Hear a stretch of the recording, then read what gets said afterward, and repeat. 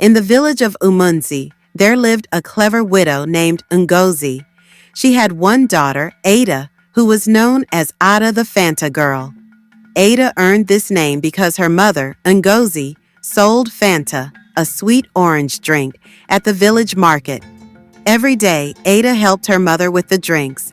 Ada loved Fanta so much, and her bright smile was just like the drink, sweet and full of happiness. One bright sunny morning, Nwaeze decided to go to the market. She needed to sell her Fanta to make money for food. Ada was excited to help her mother as usual. They packed their drinks in baskets and began the walk to the market. As they walked along the dirt road, they passed a big old tree. Under the tree sat a poor old man with a gray beard and worn-out clothes. He looked tired and hungry. Ada stopped and looked at him. "Mother, let's give him some Fanta," Ada said with a sad voice, pointing at the old man. Nwaeze looked at the old man and shook her head. "Ada, we don't have much. We need to sell this Fanta to buy food for ourselves." But Ada couldn't stop thinking about the old man. She felt sorry for him. She ran to him with a bottle of Fanta in her hand. "Here, old man," Ada said. "Drink this Fanta. It will make you strong again." The old man looked at Ada with surprise. He smiled and took the Fanta. "Thank you, little one. You are very kind. I will never forget you." Nwaeze stood far behind, watching Ada help the old man. She was proud of Ada's kindness, but she was also worried.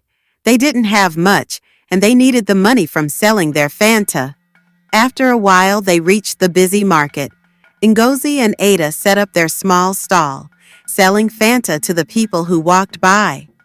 Ada smiled at everyone who came to buy, and soon they started making money. But something strange happened. More and more people began to gather around their stall. Soon there was a large crowd. Everyone wanted to buy the last bottles of Fanta. Ada and Nwaeze could hardly keep up. The crowd was growing bigger and bigger. Just then, a tall, rich man walked towards them. He wore expensive clothes and had a shiny watch on his wrist. The man smiled at them.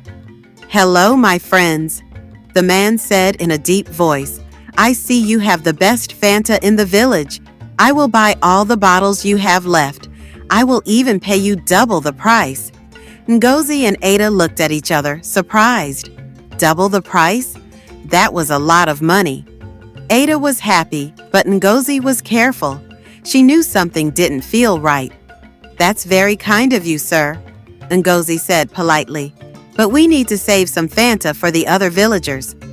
The man smiled slyly. "Don't worry about the others. I need all your Fanta for a special event tonight. I will pay you double. Think about it." Nwaeze didn't trust him. She was very wise and decided to test the man. "Okay," Nwaeze said. "We will sell you all our Fanta, but first, you must show us this special event. If it is truly important, we will give you the drinks." The man was surprised. He wasn't used to people questioning him.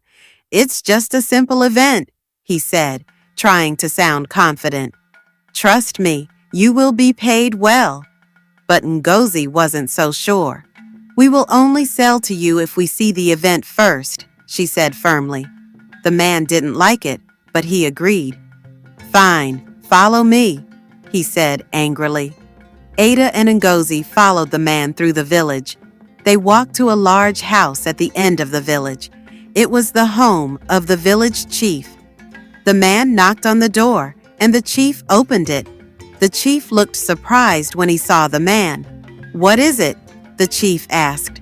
"I have brought Fanta for the great feast tonight," the man said proudly.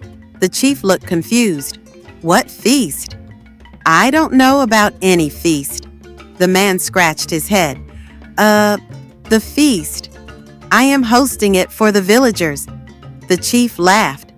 "There is no feast. No one told me about any feast. What are you talking about?" Ngozi's eyes widened. She knew something was wrong. The man had lied. There was no feast. The man was trying to trick them. He only wanted to buy all the Fanta to sell it at a higher price to others. Ngozi turned to the man.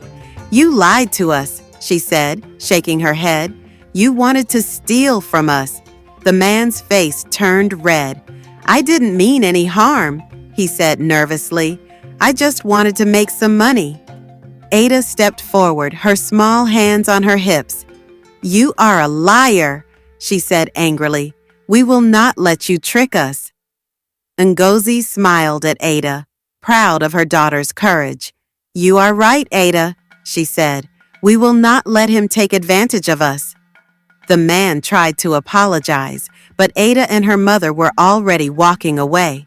They returned to their market stall, feeling proud of themselves for standing up to the man.